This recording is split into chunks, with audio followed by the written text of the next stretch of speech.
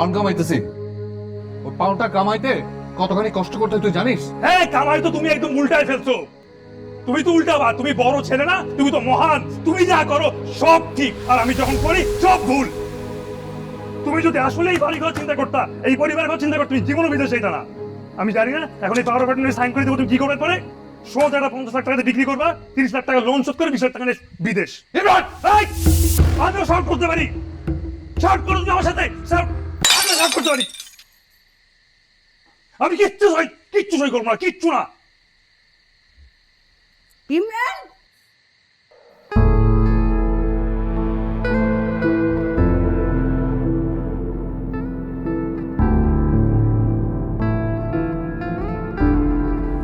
ফারুক, কি আমরা বাসা দিকে যাচ্ছি কেন? আমরা আগে হসপিটাল যাব না?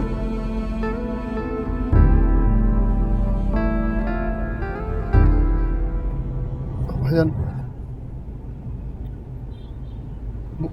মনটা একটু শক্ত করে। কি কি হয়েছে? ভাইজান, কি হয়েছে? বাবার নাই।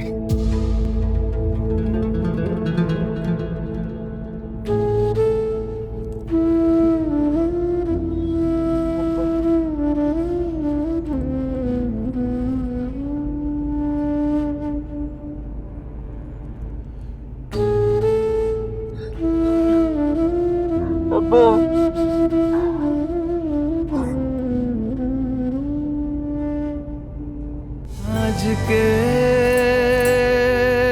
ছিঁড়ে গেছে একটা মায়ার বন্ধন,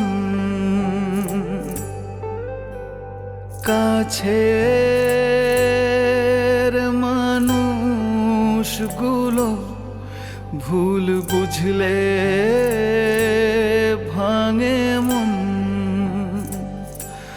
ও স্বপ্ন বুকে চলা পিচ ঢালা শহরে, জীবনের সব কথা ছাপা হয় না খবরে। আমার ক্লান্ত শরীর হার মানেনি শেষটা দেখবে বলে, আমি আগলে রাখবো তোমাদের, যাব না কো চলে। ও এ মায়া, এমন মায়া, কাছের মানুষের ছায়া যদি পাশে থাকে আর কিছু লাগে না। আসসালামু আলাইকুম। আমি জনাব মোহাম্মদ ওবায়দুল হক সাহেবের বড় সন্তান মোহাম্মদ এনামুল হক। আমার আব্বা এই এলাকার স্থানীয় একজন বুজুর্গ ব্যক্তি ছিলেন এবং উনি দীর্ঘদিন ধরে আমাদের যে রেস্তোরাঁ সবাই চেনেন, মুসলিম রেস্তোরাঁ, ওটার মালিক হিসেবে ছিলেন। ওনার জীবদ্দশায় 2 ছেলে এবং 1 কন্যা সন্তান রেখে গেছেন। আমার আব্বা যদি মনের অজান্তেও কারো মনে কষ্ট দিয়ে থাকেন, তাকে আপনারা মাফ করে দেবেন, ক্ষমা করবেন এবং আমার আব্বার জন্য দোয়া করবেন। আমার আব্বাকে যেন আল্লাহ বেহেশত নসিব করেন এবং তার মাগফিরাত কামনা করবেন। আর তার যদি কোনো দেনা পাওনা থাকে, তিনি যদি কারো কাছ থেকে কোনো ঋণ নিয়ে থাকেন, আমি তার বড় সন্তান, আপনারা আমার সাথে যোগাযোগ করবেন। ধন্যবাদ। আসসালামু আলাইকুম। জানাজার নামাজ শুরু হচ্ছে, দাঁড়ান সবাই। আল্লাহু আকবার।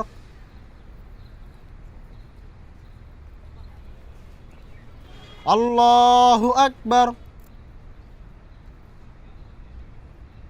আল্লাহু আকবার। আসসালামু আলাইকুম ওয়া রাহমাতুল্লাহ। আসসালামু আলাইকুম ওয়া রাহমাতুল্লাহ।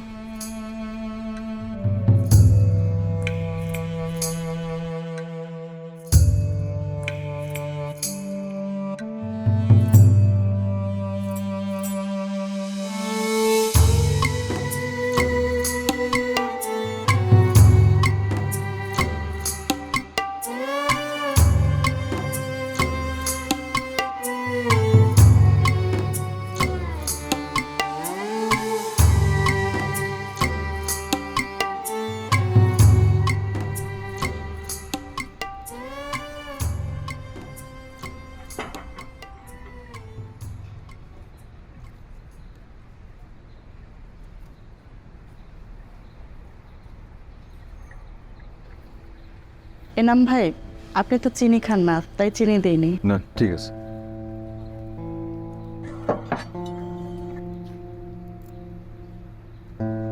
দেখো ভাতিজা, যা হওয়ার তা তো হয়ে গেছে। হায়াত মত আল্লাহর কাছে, তিনি তার কাছে নিয়ে গেছেন। বলছিলাম যে এখানকার বিষয়ে কিছু ভাবছো? না চাচা, আমি তো আসলে তেমন কিছু জানি না, সব কিছু একটু বুঝে নেই, তারপর বাকিদের সাথে কথা বলে সিদ্ধান্ত নেওয়া যাবে। তুমি জানো কিনা জানি না, তোমার আব্বা ওই আসগর আলী সাহেবের কাছ থেকে বড় অঙ্কের একটা টাকা ধার করছেন। আসগর সাহেবকে? বলেন কি ভাইজান, আপনি এই এলাকায় বড় হয়েছেন, আজগর সাহেবকে চিনেন না? না না, চিনতে ইচ্ছে না। কে উনি এই এলাকা খুবই প্রভাবশালী লোক। আগে নিচু লেভেলে ছিল, কিন্তু এখন বুঝতেই পারেন ক্ষমতা খাটায় আস্তে আস্তে এখনকার সব কিছু ওনার তখনই। দাঁড়াও, ওই আরে উনি কি ওই আরে কামারপাড়া রাজগড়? জি ভাইজান। ওনার কাছ থেকে আবার লোন নিচ্ছে কেন? ভাইজান, তার তখন বিরাট হেডম। আপনাদের হোটেলের ঠিক উল্টা দিকে বিশাল একটা রেস্টুরেন্ট আছে। এই বিষয়টা নিয়ে তোমার আব্বা খুব টেনশনে ছিল। আস্তে আস্তে ধারের টাকাটাও বাড়তে থাকে, আমাদের ব্যবসাটাও ডাউনের দিকে, আগের মতো আর চলে না। কি বলতেছেন চাচা এগুলো? না মানে চলে, কিন্তু যে আগে তেমন একটা রমরমা ব্যাপার ছিল, সেই ব্যাপারটা নাই এখন। দোষ তো আপনার। আপনি তো আব্বারে উস্কাইছেন এই লোন নেওয়ার জন্য। এত টাকা লোন নিছে, অথচ টাকা কোনো কাজেই আসে নাই। তুই চাচার সাথে এভাবে কথা বলতেছিস কেন? ভদ্রভাবে কথা বল। আমি এইভাবেই কথা বলি, আর সত্যি কথা শুনতে একটু তিতা লাগবে। চাচা 30 বছর ধরে আব্বার সাথে আছে, এই ব্যবসা উনিও আগলায় রাখছিল, এটা বলে যাস না। ইমরান, আমার মনে হয় আমরা পরে এই বিষয় নিয়ে আলাপ করি। হ্যাঁ অবশ্যই, আমি কোনো কথা বলে সেটা তো পরেই চলে যায়। উচিত কথা বলি তো, সময় মতো কারো শোনার অভ্যাস নেই। আমি পরেই থাকবো।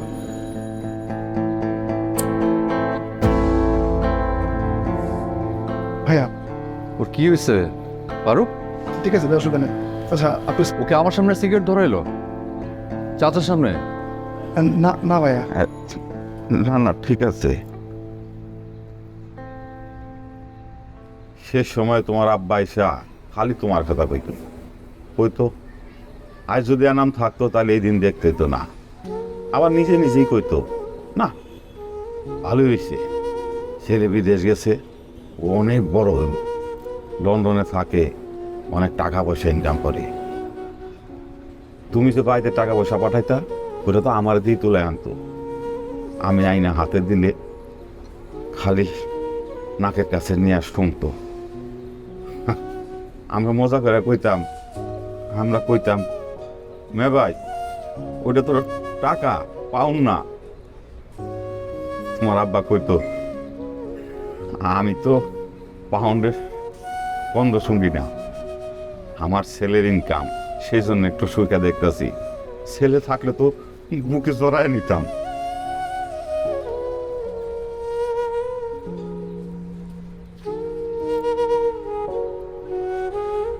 চাচা এমনি আমাদের হোটেলের অবস্থা কি? না খুব একটা ভালো না, ওই সামনের দোকানটা হওয়ার পর থেকে খারাপই বলা চলে। তা আগে যারা আইতো কাস্টমার তারা এখনো আসে, তো ওই যে ইয়াং পোলাপান্ডা আছে না, এদিকে ঢুকেই না, সামনের দিকে চলে যা। ওনাদের কি খাবারের মান কি আমাদের থেকেও ভালো? না না খুব একটা ভালো না, তারপর আবার দামও বেশি, ওই পুষ্পাস আর কি। আরে মিয়া, দুনিয়াটা হইতেছে পোস্ট পাসের দুনিয়া, একটু ঝকঝকে করে না রাখলে কি চলে? এ দেখো না আমাদের নিজেরে কেমন ঝকঝকে করে রাখছি, ঝিলিক মারতেছে না। আরে এনাম যে, কি খবর, কেমন আছো তুমি? আসি নরেশ। আঙ্কেল মারা যাওয়ার পর থেকে আমার বুকটা খালি ধুরফুর করে, তিনটা পোলাপান রেখা মরে গেল। আহারে বড় কষ্ট হয়, কিছুই করতে পারলাম না তার জন্য। টাকা পয়সা যা ছিল তা তো ওই মায়ের বিয়ে দিতেই খরচ হয়ে গেছে। বুঝতেছি তা তুমি যাইবা কখন? দেখি আসি কিছুদিন, চিন্তা করতেছি। চিন্তা ভাবনা করে যাওগা। আরে এখানে থেকে কি করবা, এত ঝামেলা। পরিবার কি কারো কাছে কখনো ঝামেলা হয়? পরিবার কারো কাছে কখনো ঝামেলা হয় না। আর এই হোটেল আমার পরিবারের একটা অংশ। কাইন্না আঙ্গুল পৌঁছে গেলে কাইটা ফালাই দিতে হয়, তাহলে তো সারা শরীরে পছন্দ হয়ে যাবো, তাই না?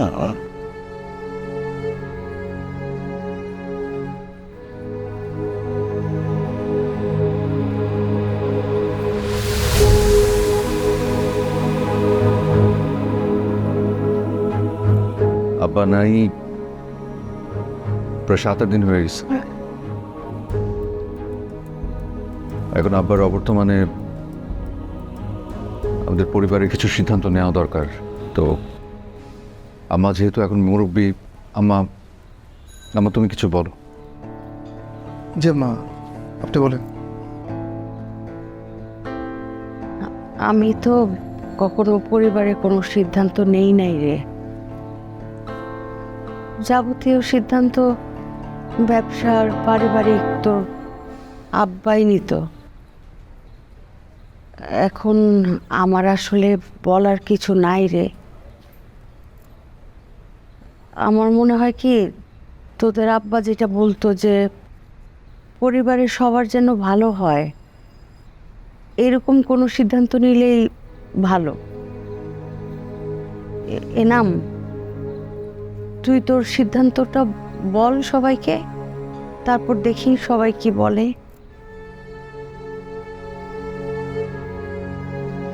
আমিও তো 3-4 বছর ধরে দেশের বাইরেই আছি,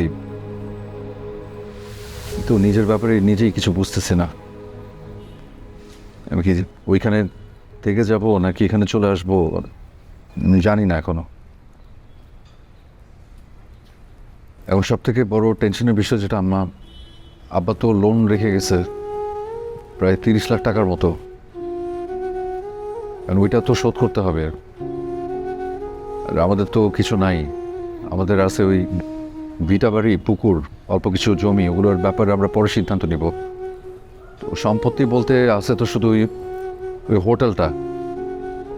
তো আমি যেহেতু দেশের বাইরে থাকি, আমার মনে হয় ভালো হয় যে ইমরান হোটেলটা সামলাইলো আর আমি বিদেশ থেকে টাকা পাঠাইলাম। আমরা সবাই মিলে যদি ওই লোনটা শোধ করে দিই, একটা বড় টেনশন শেষ হবে। তারপরে আমরা সব গুছায় আমরা নতুন করে শুরু করলাম। না,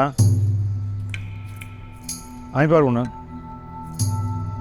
আমি এসব হোটেলের দায়িত্ব নিতে পারবো না।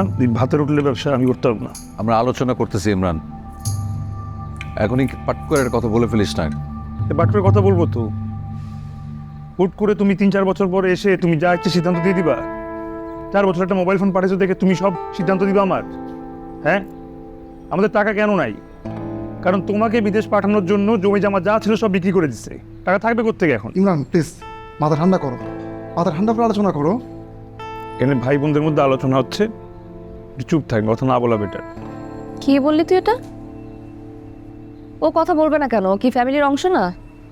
কি মা, ওকে আমার হাজব্যান্ড না? ও কথা বলতে পারবে না কেন? তোর হাজব্যান্ড ফ্যামিলির অংশ, আর আমি তোর বড় ভাই, চুপ থাকতে বলছি চুপ থাকবি। ইমরান একটু থামবি? না, কোনো থামাথামি নাই তো। কেন থামবো আমি? হ্যাঁ, আমি কেন ভাতের হোটেল দেখতে যাবো? না, আমার কি আর কোনো কাজ নাই? ভাতের হোটেলে আমি ইয়ে করবো? তোমার যদি এত শখ থাকে, ওই ভাতের হোটেলে তুমি কি ম্যানেজারই করো, বিদেশ যাওয়ার দরকার নেই তোমার। ইমরান,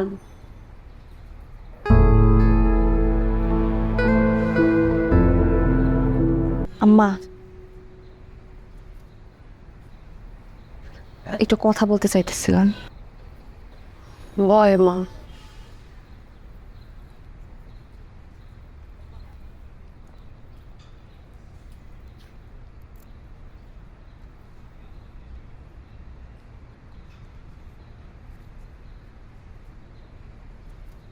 দেখো মা, আমি তো মেয়ে, আমি ছেলেদের মতো অধিকার পাবো না সেটা আমি জানি, কিন্তু আমার একটা দাবি আছে আম্মা।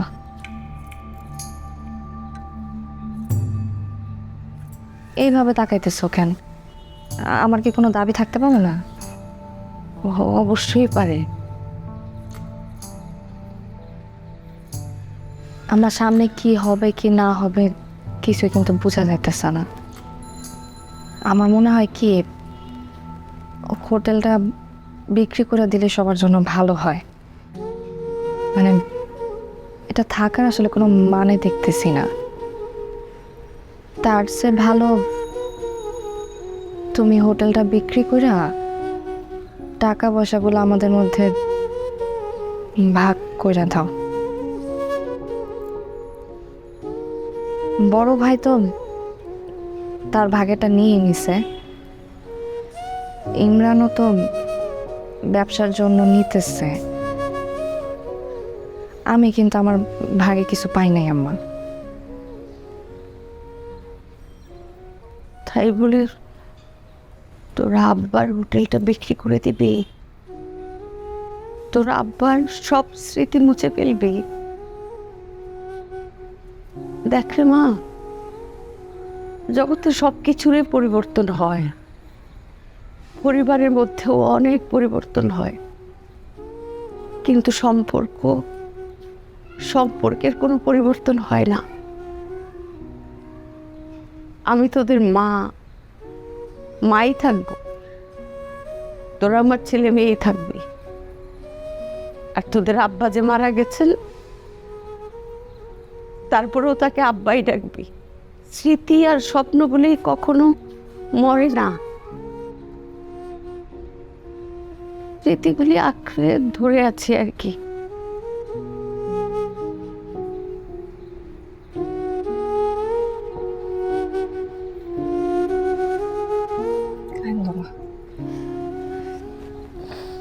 সম্পর্কের পরিবর্তনের কথা কি আমি বলছি আমি?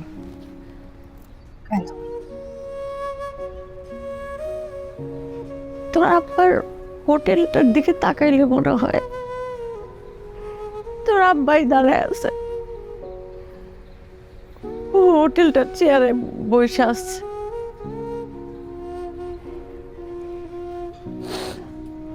আম্মা,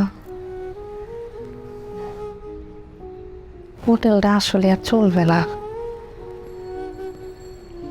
মানুষকে মনে রাখতেছে না, তুমি স্মৃতি না পড়ে থাকবা।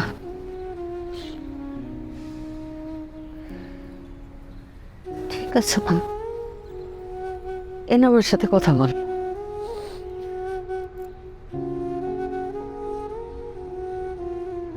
ঠিক আছে মা, আমি তাহলে বড় মেয়ের সাথে কথা বল। হ্যাঁ,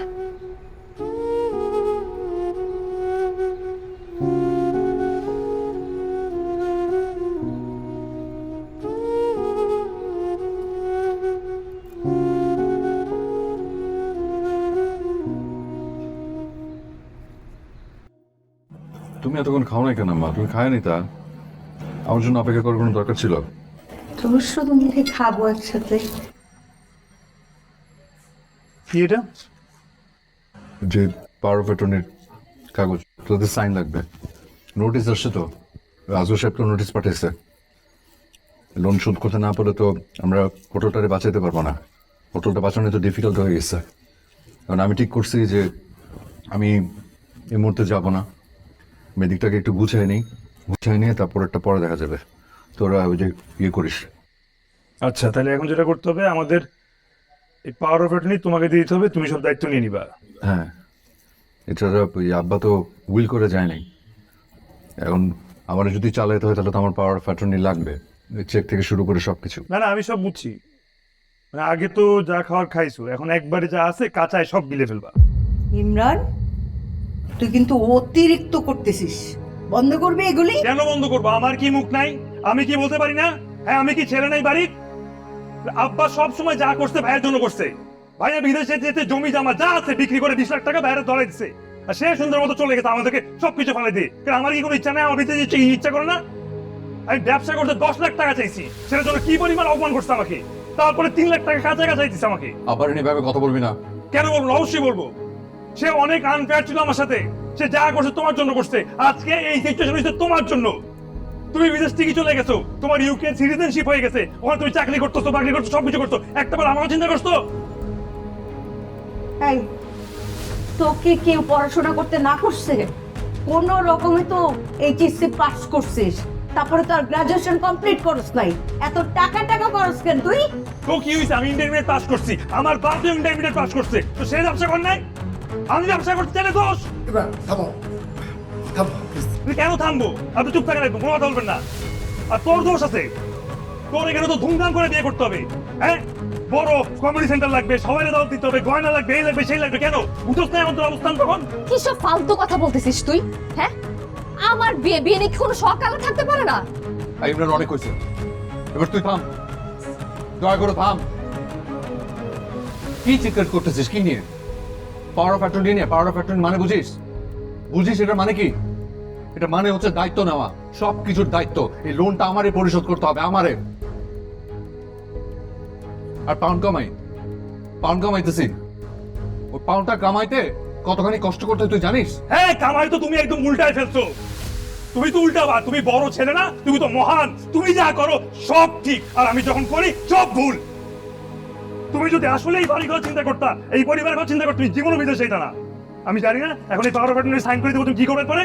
সোজা একটা 50 লাখ টাকাতে বিক্রি করবা, 30 লাখ টাকা লোন শোধ করে 20 লাখ টাকা নিয়ে বিদেশ। ইমরান, এই, আমিও শর্ট করতে পারি। শর্ট করো তুমি আমার সাথে, আমি শর্ট করতে পারি। আমি কিচ্ছু সই করবো না, কিচ্ছু না।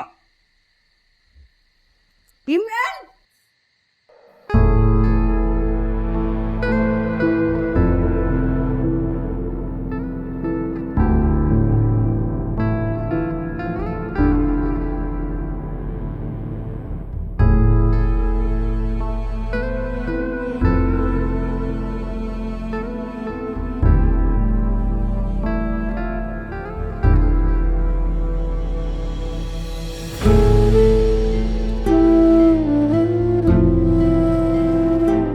ইমরান বাবা শোন, মাথাটা একটু ঠান্ডা কর।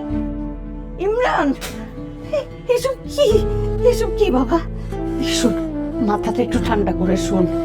তুই কেন ভুল বুঝতেছিস? আমি কোনো ভুল বুঝতেছি না, তোমরা কখনো তো আমাকে আপন মনে করো নাই। তোমার ওই বড় ছেলে সবচেয়ে মহান, সে যা করে সবসময় তা ঠিক।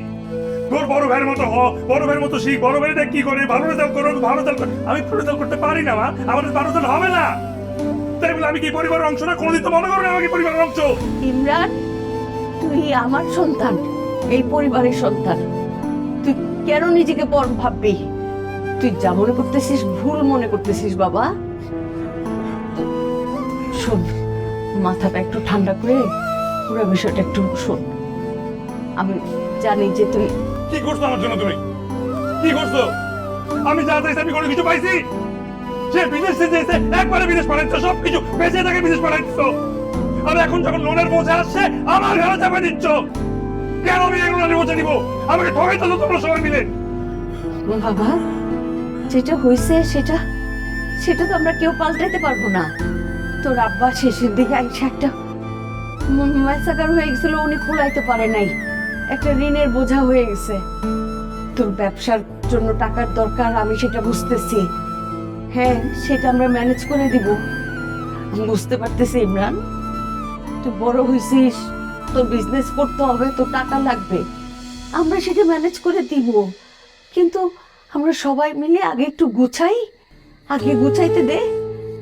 তুই যদি আমাদের পাশে না থাকিস তাহলে তো পুরো পরিবার ধ্বংস হয়ে যাক, ধ্বংস হয়ে আমার কি? আমি তো এই পরিবারের অংশ না। ঠিক আছে, আমাকে তো সই লাগবে, তো আমি সই করব। আমাকে 20 লাখ টাকা দিতে হবে, আমার অ্যাকাউন্টে 20 লাখ টাকা ঢুকবে, তারপর আমি পাওয়ার অফ অ্যাটর্নি তারা দিব। হ্যাঁ, তোমরা সবাই মিলে ষড়যন্ত্র করতেছো। আরে কলকার নেতৃত্ব এই নাম।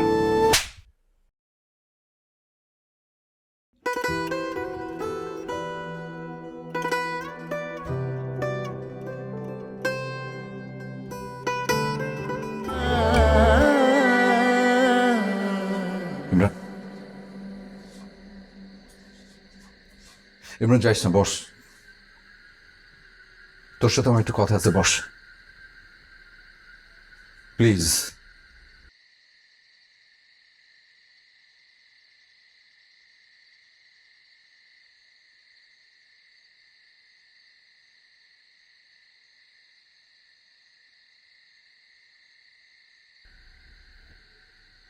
আমি কালকে সন্ধ্যায় চলে যাচ্ছি।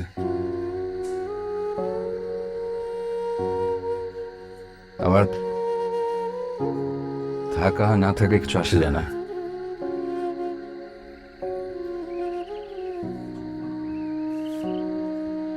তুই যেটা চাচ্ছিস আমার কাছ থেকে সেটা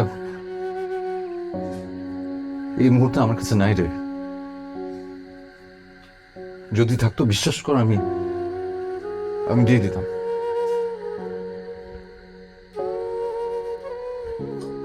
আমার উপর তোর অনেক রাগ, তাই না?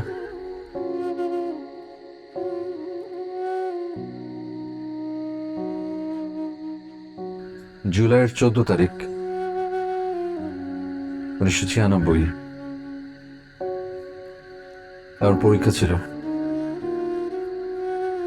সকাল থেকে কি দুশ্চিন্তা।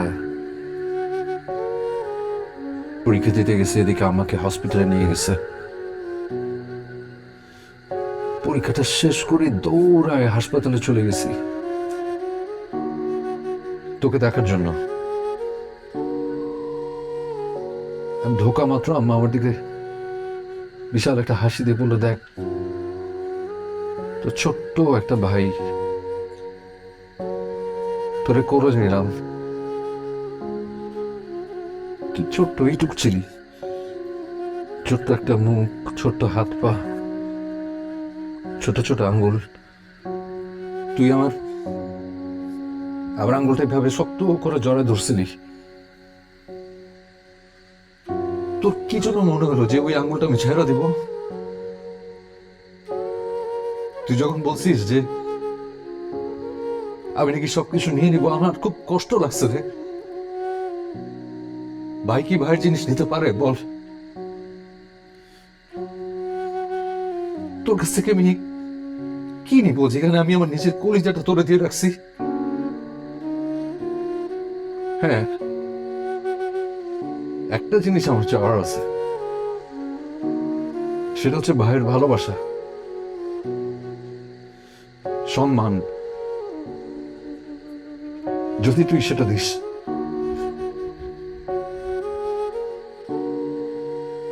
ছোটবেলায় তুই যখন কান্না করতে আমার কিচ্ছু ভালো লাগতো না, অস্থির লাগতো। এখনো অস্থির লাগে যদি তুই কোনো কারণে কষ্টে থাকিস।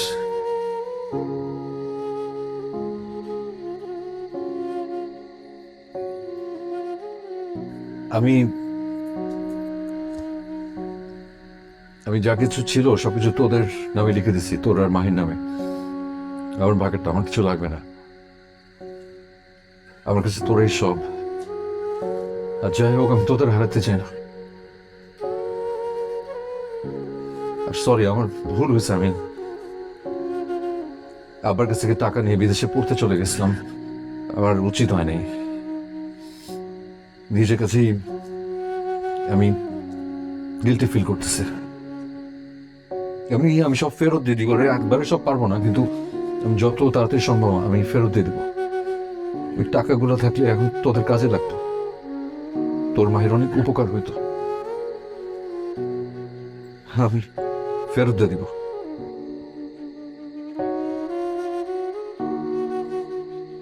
মায়ের খেয়াল রাখিস, কার সাথে খারাপ ব্যবহার করিস না, ভালো থাকিস। আমার ভুল বুঝিস না রে ভাই, আমার ভুল বুঝিস না।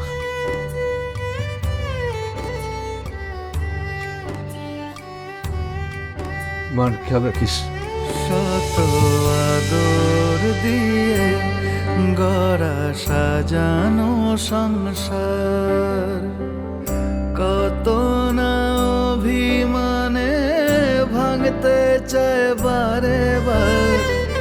কালো মেঘের পরে আবার সূর্য যেমন হাসে, আসুক না যত বাধা থাকবো তোমাদের পাশে।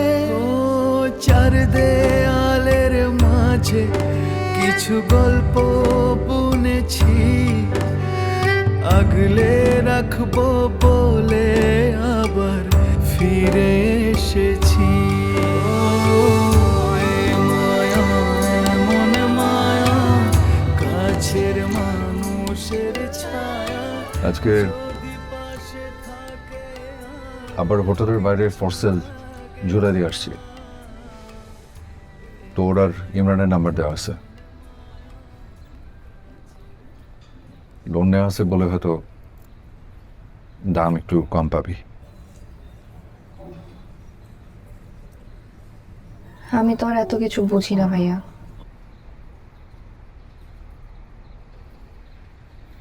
তুই তোর অংশ বুঝে নিবি, সাথে আমারটাও।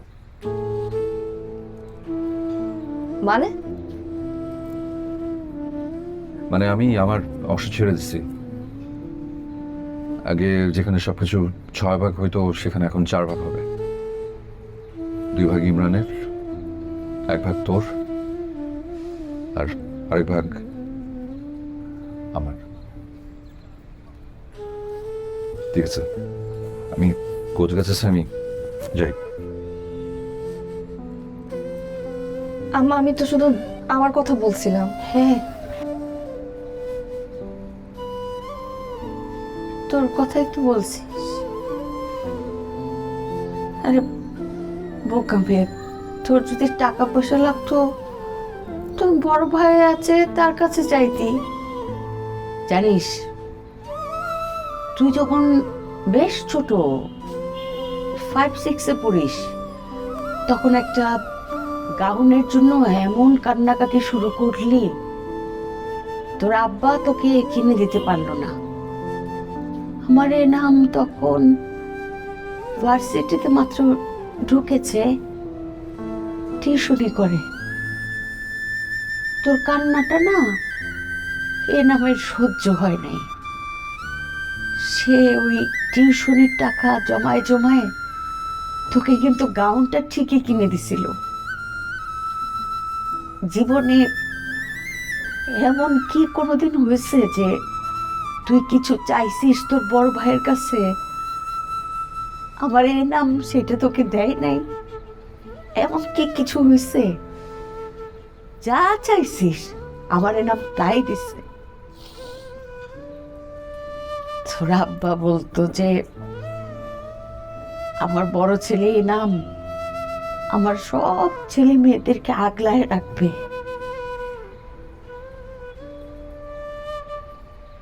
জানি না কতটুকু আগলায় রাখছে। তোর আব্বা নাই, আমাদের গার্জিয়ান নাই। আরে বোকা মেয়ে, নিজেকে এত অসহায় ভাবিস কেন? তোর আব্বা নাই তাতে কি হয়েছে? তোর বড় ভাই তো আছে,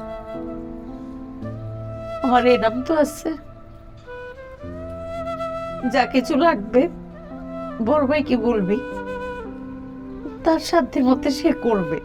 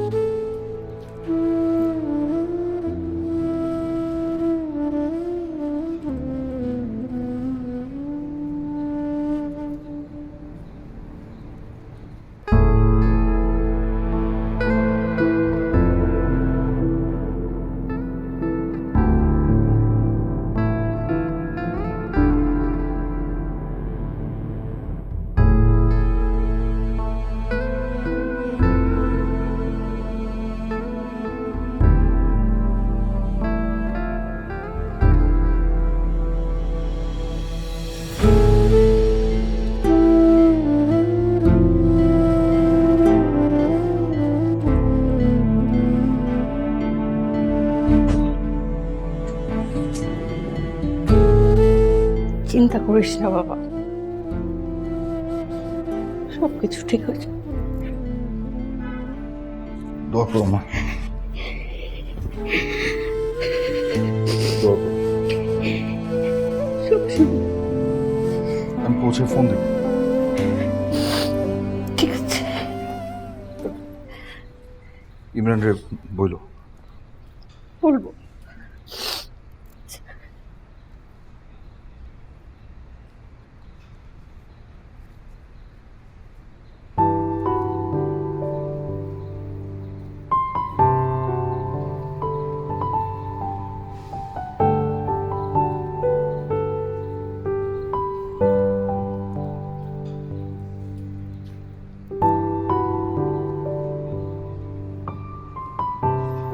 ভাইয়া তুমি না বলছো কখনো হাত ছেড়ে যাবে না, এখন কেন চলে যাচ্ছ? আমি ছোট ভাই না, তো ভুল করার অধিকার আছে। চার দেয়ালের মাঝে কিছু গল্প বুনেছি, আগলে রাখবো বলে আবার ফিরে এসেছি। মনে মায়া কাছের মানুষের পাশে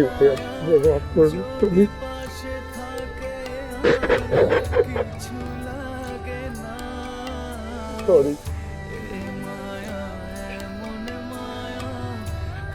আমরা সবাই মিলে টাকা ম্যানেজ করে ফেলতে পারবো, এটা তো কোনো ব্যাপার না। আমার ডিপিএস 3 লাখ টাকার মতো হবে, মা ঘনা বিক্রি করছে, আমার বাইকটা তো এখন বেঁচে দেওয়ার বয়স হয়ে গেছে। আমার বিয়ের গয়নাগুলো আমি বিক্রি করে দিব ভাইয়া। I'm sorry ভাইয়া, I'm sorry ভাইয়া। আমি সব গয়না বিক্রি করে দিব, কিছু দরকার নাই। মা, আমার কাছে অল্প কিছু টাকা আছে, সবাই মিলে যদি একসাথে হই তাহলে দেখবি খুব অল্প সময়ের মধ্যে আমরা লোনটা শোধ করে ফেলতে পারতেছি, বুঝছিস? আমার এনাম, ইমরান, মাহিন একসাথে হয়ে গেছে। তোদের আব্বা দেখছেন আমাদের পরিবারের শক্তি বেড়ে গেছে, আর কোনো অন্ধকার থাকবে না। কালো মেঘে